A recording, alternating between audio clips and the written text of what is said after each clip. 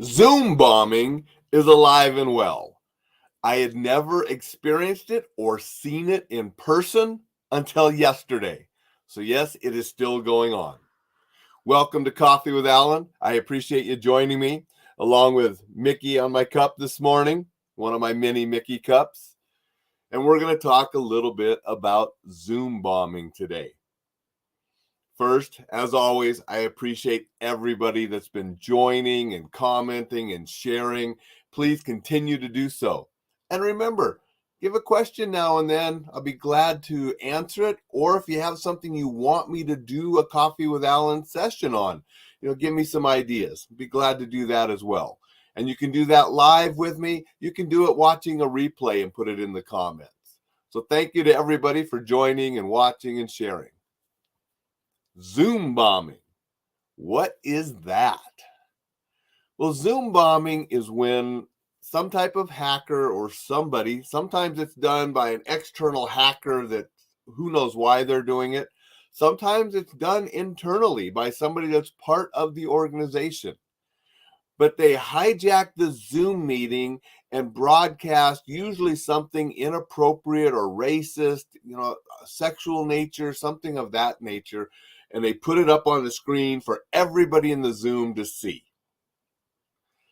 Yesterday, I was on a Zoom meeting with a friend who was celebrating the launch of his book. The publishing release date was yesterday, and he was doing a bunch of activities to try to increase sales, get the word out about his book, drive it up on the ratings, make a successful book launch. And because he's a marketer and a salesperson, he was doing a very good job of it. I have 2 of his books on the shelf, and I'll have this third one Saturday when it gets here in the mail. I already have the audio version, because that was an instant download yesterday. And I'll be talking about that too. I mean, it's David Newman, Do It Marketing, Do It Speaking, and now it's Do It Selling. This is his newest book. And I'll be reading that and talking about it on one of my Saturday Coffee with Alain's. But anyway, we're doing this meeting, and all of a sudden, up on the screen pops this really weird, it was like a dragon, unicorn, something or other, a couple of them engaged in sexual acts. Very pornographic. Fortunately, it was cartoon and not real, but it was pretty disgusting and gross. I don't know why anybody would make a cartoon like that. That boggles my mind anyway. Why someone would create that. Why someone would watch that boggles my mind. And then also, I just don't understand why somebody would hack David's Zoom and put that up in front of all of us. It's just sick. But, David had to delete them and get it, and then we ended the meeting after that. And that's one of the strategies I'll talk about in a minute. Dixon says, just say his name, Jason. No, and then he says, my bad. Nope, it was David Newman, a friend of mine. I met David years ago at a speaking event. Brilliant marketer.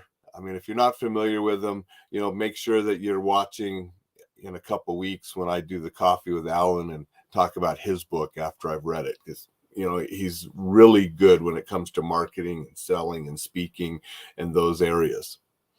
But in this Zoom, we had this disgusting cartoon porn pop up. So what can you do about this kind of thing?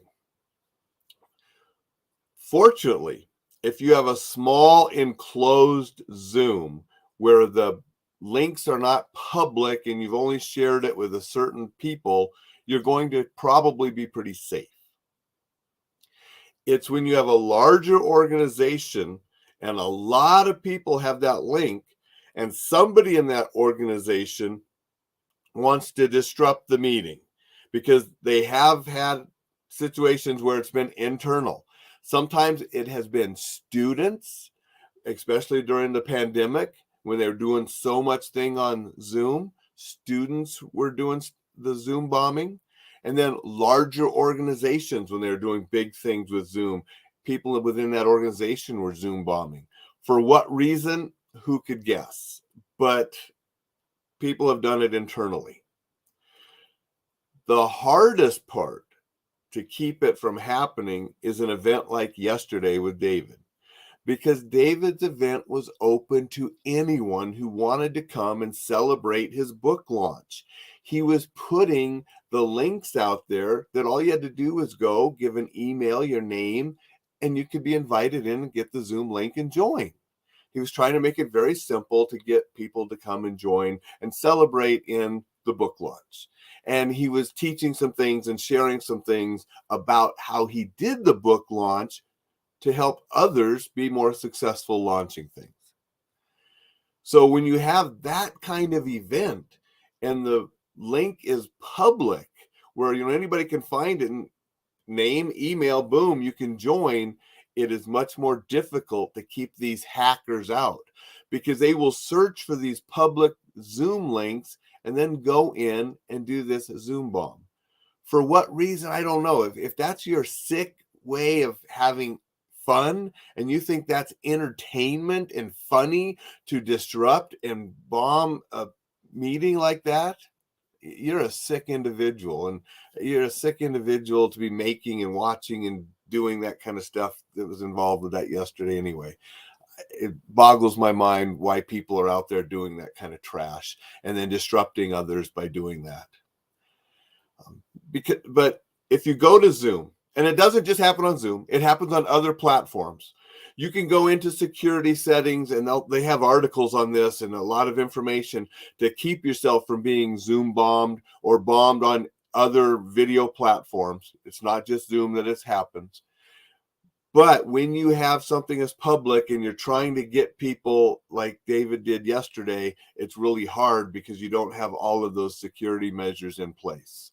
And then if it happens, the best thing you can do, shut off that person. You got to remove them from the meeting that is broadcasting the obscene or whatever it is they're doing. And then you need to end your meeting, because if they got in once like that, they can get in again. All they have to have is a different email and name, right? And so these hackers, have a database of emails and fake stuff. So if they get in once and you remove them, end your meeting, and you'd have to start up with a different link and all that kind of stuff, because good chance they're just going to come right back in. So that's a few things you can do. Again, if you use one of these platforms regularly, you can go in and look at the security features and read the articles and make it more secure. But the more secure you get, the harder it's going to be to have an open gathering like David wanted. But if it's an internal thing, then you're going to be fine. I've never had a problem with Reflex Protect, the small Zooms that we have, because there's only a few of us that actually know the meeting link when we join. It's very small. And so we're not going to get hacked as easily as something like David that had it open. So if you didn't know about this, now you do. If you regularly do Zooms, there's a little information, and I'm just going to point you to the platform where you do your meetings to get further security information, because they're going to have it there. You're just going to have to go into your security settings, and you can research the articles and stuff they have about this as well. For anybody that's out there that has experienced this, I'm sorry, because it is, it's disgusting, it's gross, and it boggles the mind why people would do that to others. With that, let's go out and do some good things. Let's stay safe, enjoy life, and I'll catch you here tomorrow. Jay says, good morning. Jay, I'm just about to leave, but thank you for showing up. If you missed all the beginning, go back and listen to it. I think you might enjoy some of that. And I know that, you work in a bigger organization and maybe do Zoom meetings or other video conferencing sometimes. And I hope you've never had to experience, the Zoom bombings either. Dixon, the same with you. Appreciate you joining. Everyone, we'll see you tomorrow. Make it a fantastic Wednesday.